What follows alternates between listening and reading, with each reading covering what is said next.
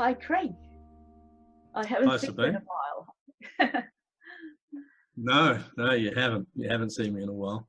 Okay, is it cold in South Australia, in Adelaide at the moment? Uh, yeah, we're getting chilly mornings. Yeah, Sometimes it gets down to 0, yeah, and then by the end of the day, it's up around 12. yeah. So Oh, we're in winter. and I can see you all prepared. You've got a Santa Claus beard and Yeah, yeah. what is I got the the Santa missing thing with the happening. Santa Claus beard? Yeah, Saint Nick. Saint or Santa? Which Yeah. one is it?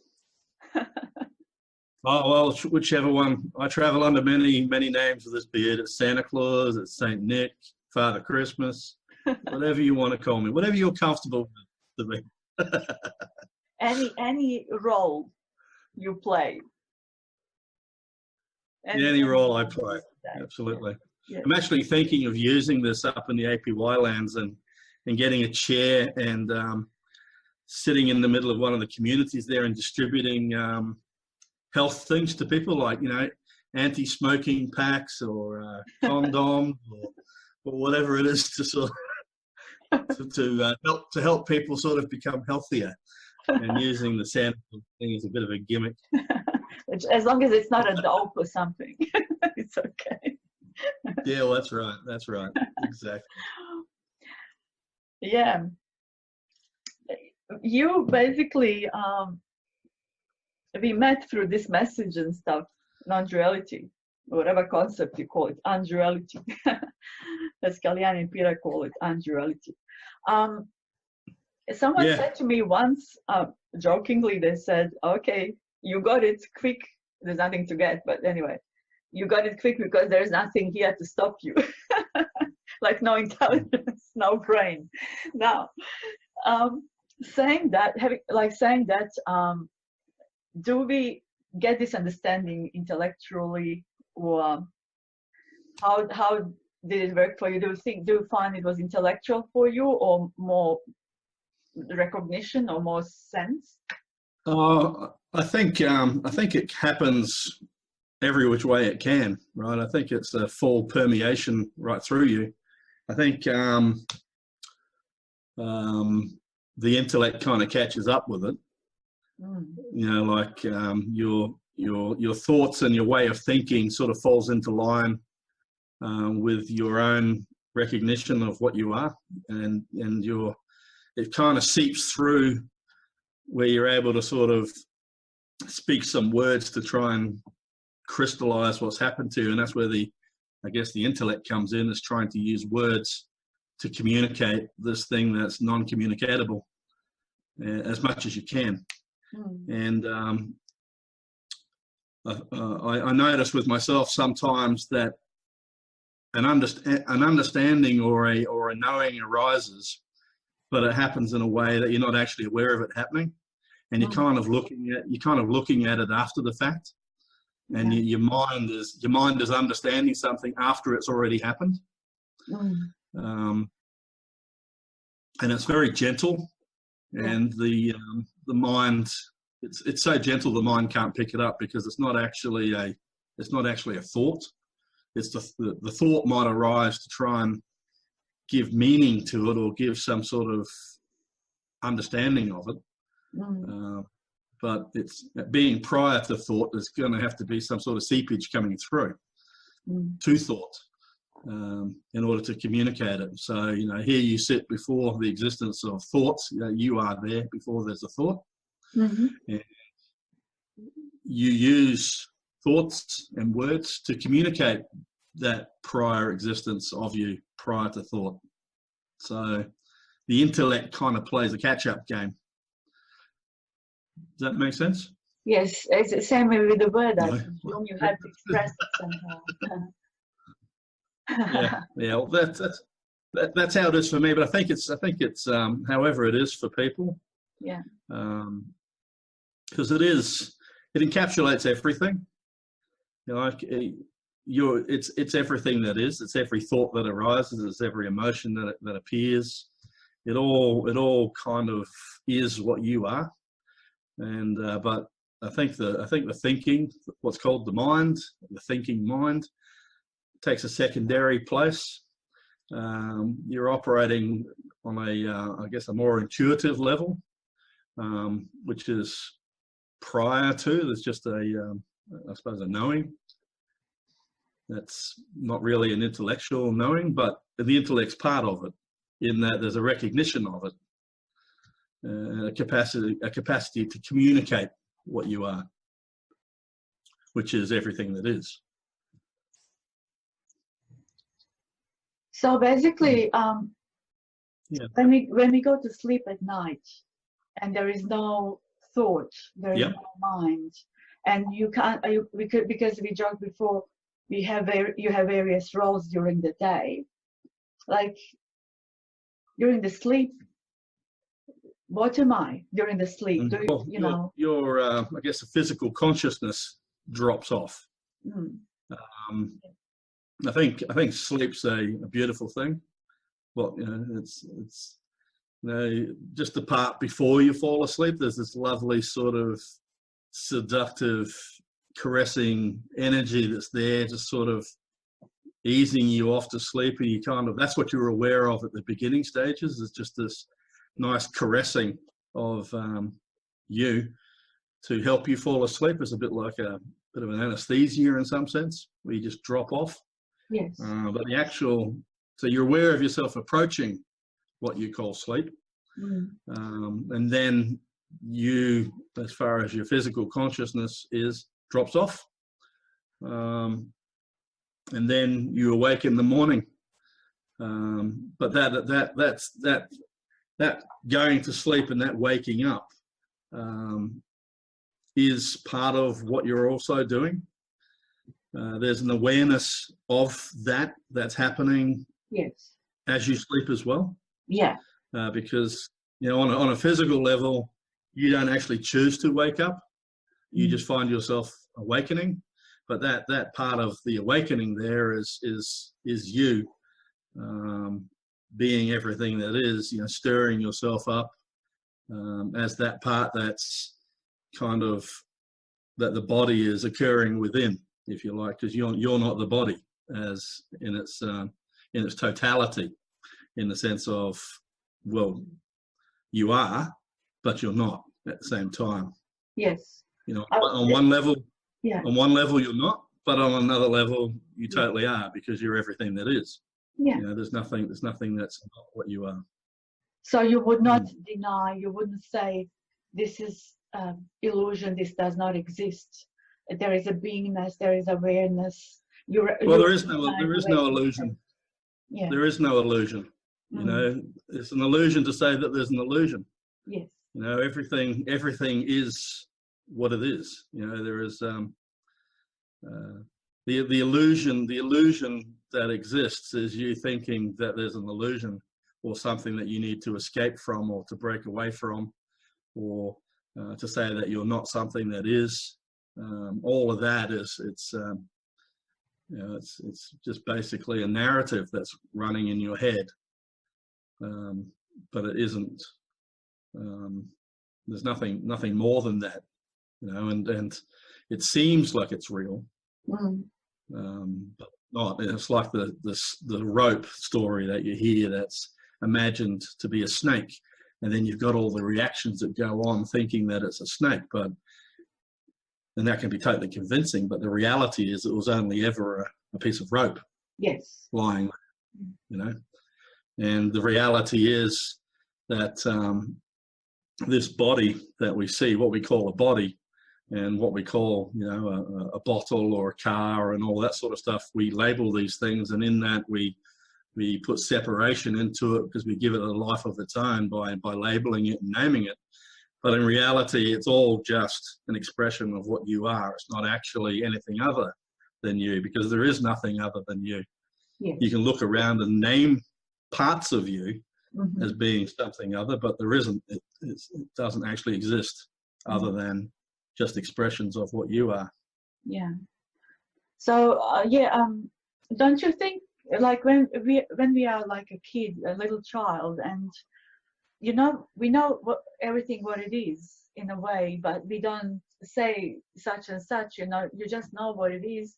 And then it seems as when we grow up and getting to more concepts, so to say, this dream or not dream, whatever, illusion, non-illusion, we basically label everything and label the labeled again and again, and we seem to dwell on it, and you know, and we really we keep repeating in the mind, and we beat ourselves up with that, with all the labels. We create a story about the labels, but then it's like when we were a child, if we saw the same object, we saw a tree, but we didn't say it was a tree. We just, you know, you look at the tree, there's, you know, that's what it is, you know.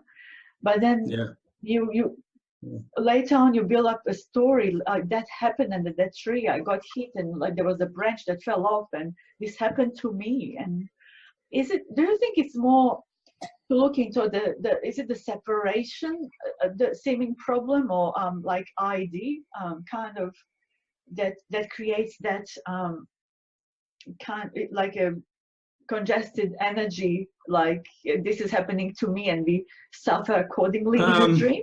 Well, I can remember being a child and you know, bending down and looking at a bee sitting on top of a flower, and there's more for the child to look at it. There's not actually a bunch of labels happening. It's just looking at the wonder of this thing that's there, like the flower that's there, and the microscopic vision that you have to sort of zoom in on something. You just look at this thing, you pick it up and you're looking at it, and you're just looking at it for the wonder and beauty of what it is prior to the knowledge of what it is. So there's an acknowledgement of the beauty of this, which exists prior to the label that's placed upon this as being, you know, the knowledge of what it is kind of comes afterwards for like a child growing up. So they might be, you know, caught up in all the nice colours that they see and all the, you know, the way the light refracts off of things and all the rest of it. So they're kind of focusing in a bit more on the preconceptual sort of understanding of it, sort of thing. But as you say, stories evolve. You know, like you pick up a flower and then you get stung by a bee. And then, you know, learning happens about the bee being stung, and then a narrative gets told about that. I've got to avoid bees. Bees are bad, or bees are whatever it is. So the story kind of gets built up. But none of that's a problem. There's nothing wrong with any of that. You know, part of us having this experience as an apparent separate entity, you know, living in this reality, is to actually enjoy it all and to experience every part of it. You know, the so-called good, the so-called bad, the narrative that goes along with it. It's all part of the adventure of life in this reality that goes on, where it really doesn't matter what happens, you know, for good or for ill, because ultimately in the end, it's only just an expression of what we are. It's only the wave on the surface of the ocean, experiencing, you know, the impact of the wind hitting it and shaping it and causing it to froth up or to smash against a rock or whatever. Ultimately, it's all just the ocean, you know, expressing itself as a wave doing different things. So when we go under a tree, as you mentioned, and a tree falls on our head, and then we start telling a story, we start experiencing suffering.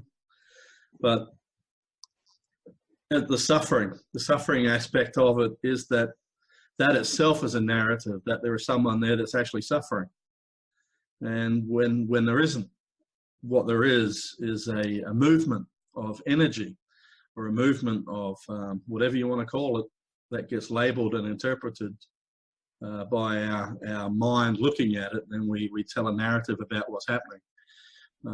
When in reality, it's all just you know, basically expressing as whatever it is. And even the expression which says, you know, I am the one that's sitting here separate, experiencing this negative thing happening to me, is also part of the expression. There's nothing wrong with that. It's like you've checked yourself into a a virtual reality movie theater and you're strapped into a seat and you've got these virtual reality goggles on yourself and you're totally involved and enhanced in this thing where you become so enmeshed in it that it actually, what you see happening on the screen, you actually start believing is happening to you, but that's part of what it's all about. It's supposed to be that seductive. It's supposed to be that sort of,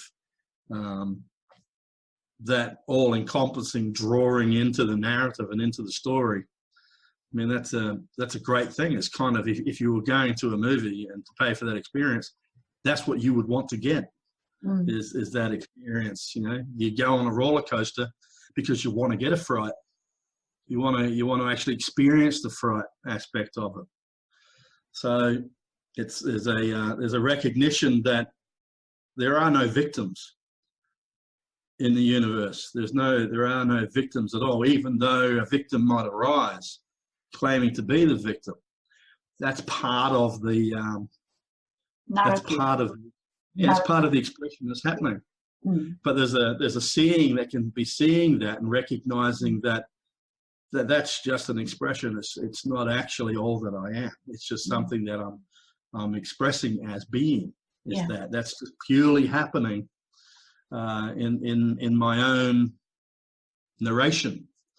That's the only place that it's happening is in there as that, and you can see that that's happening, and in that seeing of that there can be a breaking free of it, but that doesn't mean that it isn't going to continue happening, but there can be a lightness about it. And as we spoke about before, I think on the Instagram there, we talked about, I said Nisargadatta, when he was experiencing, you know, his followers were concerned about him experiencing pain, because I think he had cancer or something towards the end there. And he was in a lot of bodily pain, physical pain, so his followers were concerned about it. And, you know, we're worried about you suffering. And he said, well, I am suffering. And what he's saying there is not that, you know, I am suffering. It's I am the suffering. Yes, I am the suffering. That's that suffering that's happening is what I am. And if you are the suffering, then where is suffering? You know, suffering can only be if there's something there that can suffer. You know, it's like the heat of the fire. You know, I am the heat of the fire. And if does heat experience heat, cold experience cold, suffering experience suffering. Yes. It's not objective.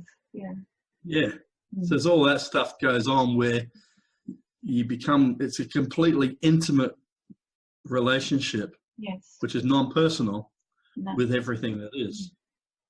And in that, there's no shrinking back from it. It's, you know, it's okay. It's okay to you know, have a person appear in front of you and make accusations or allegations or false accusations or whatever it is. That's okay. That happens. Like I get that happening at work sometimes, you know, because I work with a lot of people who are basically their thoughts bouncing around inside their own heads, so they're trapped in their own narrative while thinking they're having an external conversation with somebody else, but they're not. They're only responding to themselves.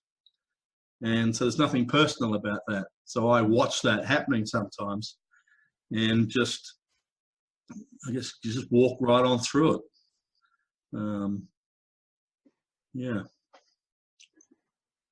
And it seems like Nisargadatta says often that the only problem we believe we have is like we are looking for happiness, and where are you looking from? Or we see happiness as an object, something to achieve, or someone else is gonna bring this happiness to us, and then we deny that which already is. So, and you said before, when you know, if you get stung by a bee, you learn in a way, so you don't go there again. So it's kind of learning process. And lots of us, suffering arises. You go, this is happening to me. and we dwell on it, and we cause it like a psychological Interestingly, issue. what you said before About having that watching that like whatever Virtual reality movie. yes, virtual reality, and how we go deliberately to feel these feelings, because the body feels it. We go there to get rid of excitement, adrenaline rush. But if it happens in a world like if it happens to us, if it arises, we resist it. Yeah, but then we go deliberately to watch the movies, to watch feel the horror. the emotions. absolutely. And the body feels Yeah. it a bit as it's really happening. But the movie And you pay for it. End of it. Yeah. A little bit stays a bit with you, but in a few days it kind of dissolves. But then you might have memory of that, Yeah, So yeah. And you pay for that experience. You pay. And for actually, if you you pay for it, and you go there. If you don't get the experience that you pay for, you can kind of feel ripped off. Yes. Like you go to a tearjerker movie because you want to have some tears. Yes. You go to a horror movie because you want to get a fright. And if you pay $20 to go and watch a horror movie and you don't get a fright, then you're kind of thinking, I'm that ripped was a off. bit ripped off with that. Yeah. And life is that. Yes. This whole existence is you enjoying yourself, putting yourself in front of whatever it is, because that's what you're doing. And there will be a narrative that comes up which creates a narrative of separation to try and enhance that experience, to try and convince you that this is actually something that's happening to you as a separate person. You're a victim. This is going on, but that's actually part of the whole show. That's part of the whole thing. That's because there are no victims. There are no mistakes. You might think that there are, but that's part of the enjoyment of the experience of living as a mortal, I guess, as a human, experiencing birth, life, death, the fears associated with that. Because none of these things are actually real for you as to what you are. You are none of these things. This is just part of what you're experiencing right now as this expression of reality that you are, but it's not actually what you are. So I'm quite like I walk around what appears to be distance, and I get in the car and I drive, or I walk from one room to the next room, and I know beyond a shadow of a doubt that I'm not actually going anywhere. I'm just walking around, apparently walking around, but it's all within you. It's not going anywhere. No, there are no externalities. It's all just you experiencing the journey within yourself for whatever it is that's happening. So when you're talking to somebody else, like I talk to my kids or I talk to people that I meet, it's only me talking to myself appearing as something else talking back at me, and then engaging in this conversation. And in that, there's this incredible intimacy and love for the other thing that's there, and there's the love for the thoughts that arise that people might express. So this person, what we call a person, comes around in front of you with a story that they want to tell you about what's going on, but it's actually just yourself talking about a particular thing, so you can engage in a relationship with yourself about that.